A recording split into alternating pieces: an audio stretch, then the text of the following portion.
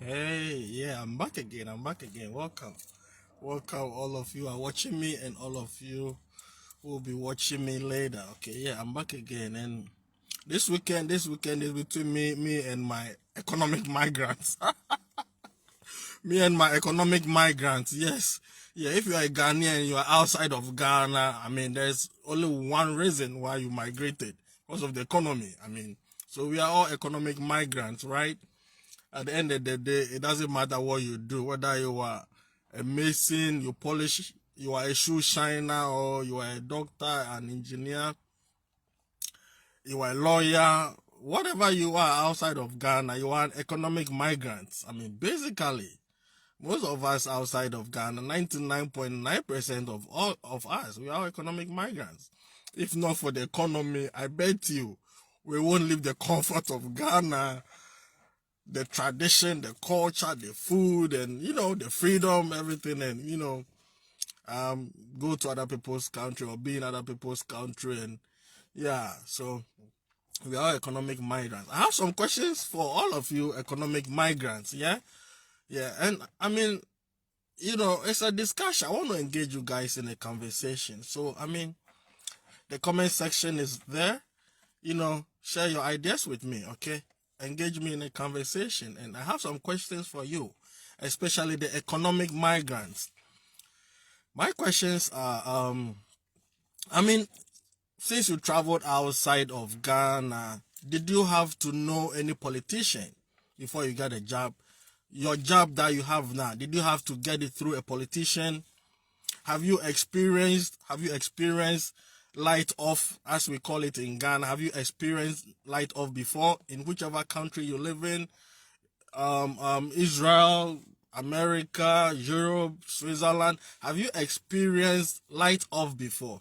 I mean, yeah, I mean, sometimes you get light off or you don't have electric, but those situations you cannot control, especially when it's a natural disaster, especially on the East Coast. When there's a hurricane and there's light off, there's nothing you can do about that, right? Or there's a severe wildfire, there's nothing you can do about that, But aside this, have you guys experienced power cuts before? Thank you, all those who are watching me. Thank you right now. Have you experienced lack of water in your faucet before, or in your taps? Have you been experiencing lack of water in your faucet, or in your tap, or in your pipelines before? Economic migrant, this is another question for you. I mean, and another question, these are some few questions. I have a lot, but I will ask you this now. Do you do your children in Europe, America, China, Japan, Switzerland, wherever, do they walk in the dust to school? Do your children, do they walk in the dust to school? Do you have access to welfare? Do you have access to welfare? Yeah, do you have access to welfare benefits? I mean, like welfare benefit. Yeah, at least I know that in America, a lot of economic migrants have access to welfare benefits. So the above questions to you, my fellow economic migrants. The above questions are to you. Have you experienced light off before? Did you have to get your job through a politician? Have you experienced lack of water in your faucet before? Do your children walk to school in the dust? I mean, do you have access to how do you call it? Welfare benefits, So if we have all traveled outside of Ghana and we have access to all of this, our children don't go to school walking in the dust. We experience electric 24/7. We have faucet water 24/7. You have access to beds in the hospital. You don't go to a hospital and you are 10 away in an emergency. We have access to all of this as economic migrants. And my thing is, the fact that we are living comfortably in excuse me to say, a different country, doesn't mean we should forget where we came from.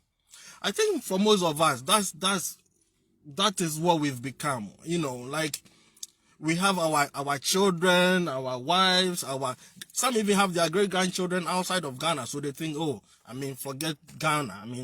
Ghana can go to rot. No, we don't have to think like that. If we think like that, then we are being very selfish. We are being very selfish, and I don't think our ancestors will forgive us. You may think that you are living a very good life. You have a big house, a big car, which are all good. I love all of that. But we don't have to forget where we came from. It is about time. It is about time that all that we are benefiting in other people's countries, we also look back and come together as one people and also build our motherland. It's about time. Otherwise, we are just being selfish. We are just being selfish and maybe even wicked people. Because if God in his wisdom has blessed us with Ghana, and we all think, oh, I have my children, I have my wife, I have my grandkids here, so that's it. Then I think we are, I don't think we are being, are we useful? We may be useful in somebody else's country, but why can't we be useful to our own mother countries or our motherland? Why is that not possible? So if I'm here, I'm not trying to talk as if I'm like some perfect person or whatever, but I think it's about time. It's about time that we all. Hey, big brother Francis, thank you for watching. Big bro, long time. Yeah, I think it's about time. It is about time that we all came together and build, our mother country. And in this situation, Ghana, we shouldn't be too comfortable in, excuse me to say, other people's country, because you never know when they will change the laws and be like, or you all should go back to.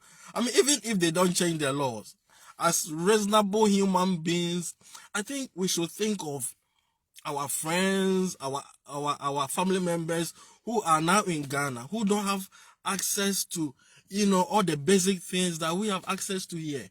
We have to be the voice of reason, or the voice of hope. We have to be the voice of hope for the people in Ghana who the politicians don't care about. I've asked a lot of questions, like, why is it that the places where we have our rich mineral resources, the people there, they are poor? Why? Does that make sense to you? It doesn't. For me, it doesn't make sense to me that where gold is mined, the people living there are poor. If you go to Ghana right now, the villages where they mine the gold, where cocoa is, like, you look at the people, it's as if they don't eat, like they don't even drink water, like their body, their skin, they look so tiny, they look famished, they look like, no, seriously, that's a fact. You see the kind of buildings in the mining areas, you see the kind of roads. We should not be selfish. You should not be selfish. And we should not be we should not have that kind of lukewarm attitude towards the plight of our own people. Like I said earlier in my other video, I'm here in America. I'm not rich, but I have a comfortable life. At least I have access to basic lifestyle. This is the mentality I think we should all have and fight for our people. But at this point, and if you are, I know you were smart, you know where this conversation is going. At this point, the MPP and the NDC, they have disappointed us. Almost 40 years. They are doing the same thing. They are playing us like Chaskele, and you make baseball or cricket. That's how they are playing us. That is how the NDC and the MPP are playing us. This person come, cocoa is this, you didn't pay cocoa prices. Hey, Sabina Coleman, sister, thank you for watching. I hope you're doing great. Good to see you. Yeah, so at this point, the NDC and the MPP, they have failed us. This person, they're doing blame games, playing us like Chaskele.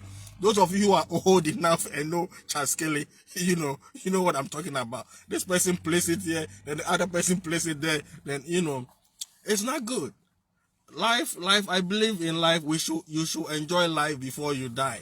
If you don't enjoy life before you die, and you also don't go to heaven, I think God should even be angry with you. Or if you find yourself in hell, Satan should lash you that you did not even enjoy life. Why were you on earth? you know. So I'm calling on all of you guys. All of you guys should join the base. Seriously, the base is going to be turned into a new party that will champion the cause of the ordinary Ghanaian, not the cause of politicians or the cause of, the bourgeoisie, the bougie people.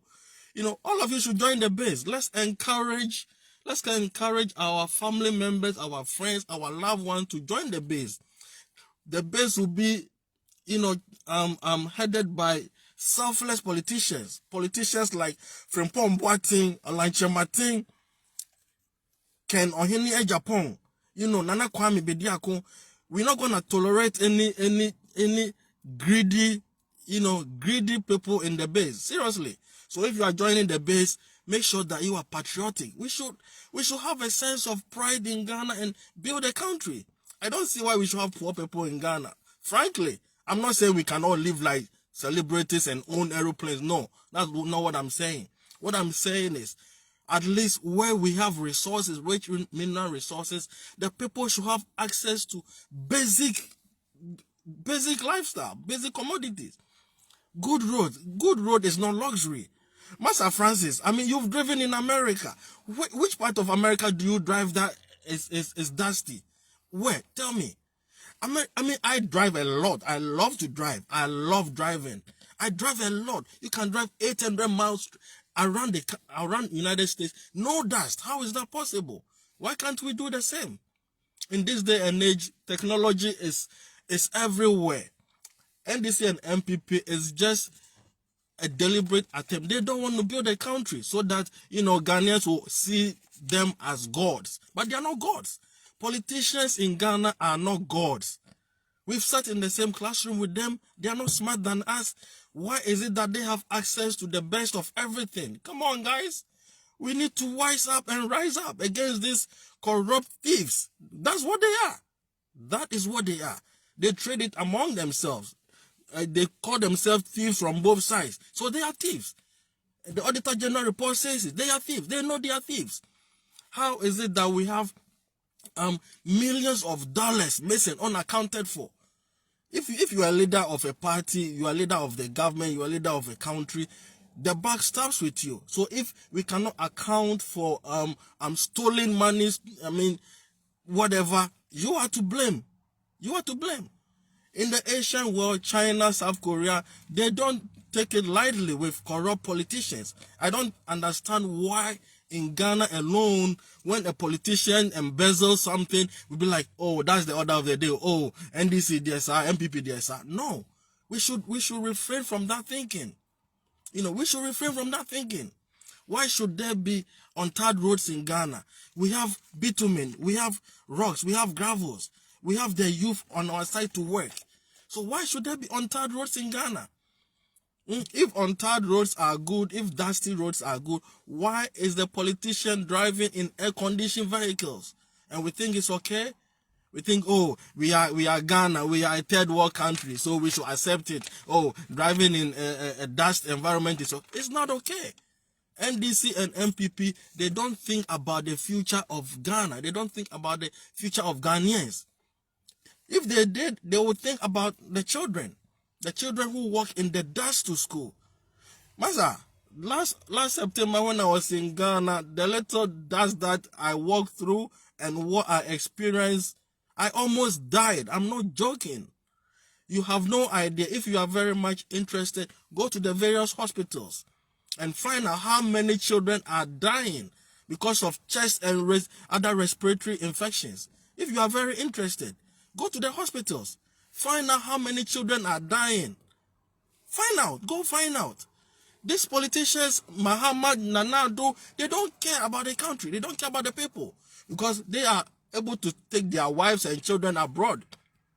They're able to go to abroad when they are not feeling well. We don't have to accept this as our lives. We don't. And I'm encouraging all economic migrants that we have to, help in building Ghana. We have to. Whichever place that you are and whatever that you are doing right now, I'm happy for you. I'm happy that you are living good. You have a beautiful family, a nice car, house, whatever. But that should not, it shouldn't end there. It should not end there. It should not. We should think about our people back home too. We should think about people back home too. You know, I've always maintained that the parliament, the arm of the government called parliament, is one of the most useless arms of the government. It's useless. We don't need the parliament house. What new laws do we need in Ghana? What new laws do we need in Ghana? And how are they bettering the lives of Ghanaians? What's the use of Parliament House? What is the budget of Parliament right now? And if you're doing the cost benefit analysis, how do we benefit from the parliamentarians? If it is about laws, we have a lot of lawyers. If it's about laws, we have a lot of lawyers. Why is it that when we have the need, if we have the need to bring another law in Ghana, why can't we get the Ghana Bar Association to, discuss whatever law that we need to introduce in Ghana? I mean, whatever it is, our old laws are not being enforced. If we are enforcing our old laws, they should know that driving on dusty roads is not a good thing. It's not a good thing. So why are we not enforcing the old laws? But we think we don't need parliamentarians. Look at the kind of chairs some years ago. These parliamentarians, they were complaining that their chairs are too hard. Can you imagine? Meanwhile, we don't have chairs in hospitals. Meanwhile, children are still studying under trees. And we think that is okay. We don't need the parliament house. We don't. Whatever way the parliamentarians are doing, the district chief executives and assemblymen can do it. We should relegate them to district chief executives and assembly members. Seriously, assemblymen, assemblywomen, and members. Seriously, we don't need the parliament house. Some people go to parliament and you don't even know what they are doing there. Find out the budget for parliament. Find out. I mean, this is not an attack or envy or jealousy of those who. No, it's not. But if we are truly interested in building Ghana, we have to pull all the resources from wherever we get. And the Parliament House is one house that I think is useless. We don't need it. Whatever work they are doing there, we can use organized professional bodies. I've said this before. We can use organized professional bodies. If you have to discuss something modern about something that bothers on health, why don't we use Ghana Medical Association, Ghana Midwifery, Ghana Scientists Association to discuss that? Why can't we do that? If it's something that bothers on agriculture, why can't we have the Agric Extension Officers Association to discuss that? If it's something that bothers on education, why can't we have the Education Association of Ghana, Union of Teaching Students, whatever, Ghana Union of Teachers, Ghana National Union of Education Teachers, whatever? Why can't we use them? Why do we need the Parliament House? We don't need it. The Parliament House is a drain. It's a drain. No, seriously. I'm not jealous of them. I'm not envious of them. But if we truly need to build a country, we don't have to necessarily conform to other countries, structures. No, we don't. We don't. If we truly want to build Ghana, we don't have to necessarily conform to the structure of governance in other countries. No. Because we need to pull resources. We need to pull resources from wherever we need. If we don't have beds in our hospitals, we don't have chairs for our students, pupils to sit on. Children are still going to schools under trees. What is the use of Parliament House? We don't need them. No, for real, we don't. We don't need a Parliament House. It's one useless house. I'm sorry, it is. It is, and I'll say it in their faces. It's a matter of fact. Because we can't sit down as a country where school children are going to school under trees, there are no hospital beds, then we have money being spent on useless parliamentarians. They are useless. They are useless. I can debate them on this anytime, any day. They are useless. They have no use. They have no use. Just, and this is what I live with you this weekend. So, yeah. If we are thinking about our country, Ghana, we have to think of joining the base and NDC and MPP, they've done their bit. They've done what they can, but they don't have Ghana at heart. They don't. If you really see from where I see, they don't have Ghana at heart. Ask yourself, if you are old enough, ask yourself what happened to Vision 2000? What happened to Vision 2020? These guys have squandered all the money. How come Accra to Kumasi? What's the distance? It's not, I don't think it's more than 200 miles. We cannot have a 200-mile road. I mean, top class, first class road. I mean, come on.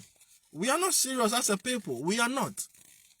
So if you are here watching me, please forward this message to whoever you can. I'm not doing this to be popular or anything, but you people should know that, living in other countries, fine, I'm grateful to America. I'm grateful to America for all the opportunities and all that, I get and what I am and what I've become and all the opportunities that I have. But the point is, we should not forget where we came from. And we should not, we should not, be so, what English language should I use? We should not be too selfish. Like, we should fight for the goodness of other people too. At least basic necessity, basic stuff. Good road is not luxury. Having water in your home is not luxury. Let's get some things clear. Having water in your home is not luxury. Good roads is not luxury. It's not. Having chairs for students to sit on is not luxury. Having beds in the hospital is not luxury. Why can't these politicians do that? Look at the way they live. Look, last time I said this, if you are a teacher, compare yourself to a teacher who became a politician. Look at where you are. Look at where that politician is. Ghana, and once again to the Parliament House is just what word do I want to use? The Parliament House is just like a group of people who just want to, they just want to fit into a certain class. That is what I was looking for. It's just a class. They've just created a class for themselves.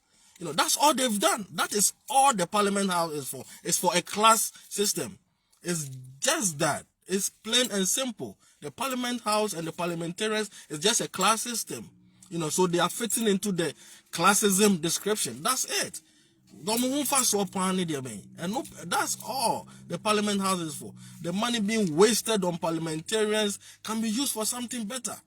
The work that the parliamentarians are doing, organized professional bodies can do it, or district chief executives, assemblymen can do it. If we are really serious in building Ghana and we think we want to pull resources from wherever we can, the Parliament House shouldn't be there. We don't necessarily have to conform to the governance structure of other countries. No. When you come to America, they don't have chiefs and all of that. We can even use our chiefs. We can use our chiefs when it comes to development, but our chiefs have been corrupted by the politicians, because the politicians, they are smart, not in a good smart way. They are smart in a bad way. They are very smart in a very bad way, in a destructive way. Yes, our politicians in Ghana, they are smart in a destructive way. Look at Galamsey. They've corrupted our chiefs and our kings and our traditional leaders. They've corrupted them. So even when they do the Galamsey, they cannot stop them. Because I bet you, if our chiefs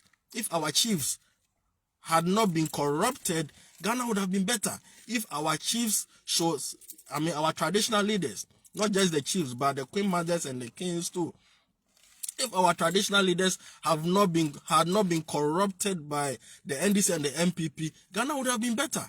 Because the chiefs, they are the primary custodians of the land, and they are the primary custodians of the people. When the traditional leaders, when they say, hey, let's do this, everybody will move. So, well, let's get serious. Let's think about other people, okay? Well, maybe I think this way because I'm not a selfish person. Those who know me in real life know that I'm not selfish. So I always think of, the betterment of others. I'm not thinking of just myself, because like I said earlier, I am not rich, but I'm comfortable. You know, I'm not rich, but I'm comfortable, and I want this same comfort for my other people, my other family members, my loved ones, and whoever in Ghana. Well, peace and love to you. You bring the other half to make it full. All those who watch me, thank you. And if you drink, don't drive. If you drive, don't drink. And eat healthy and just be good. Okay, do something to help your community. Love you. Bye bye.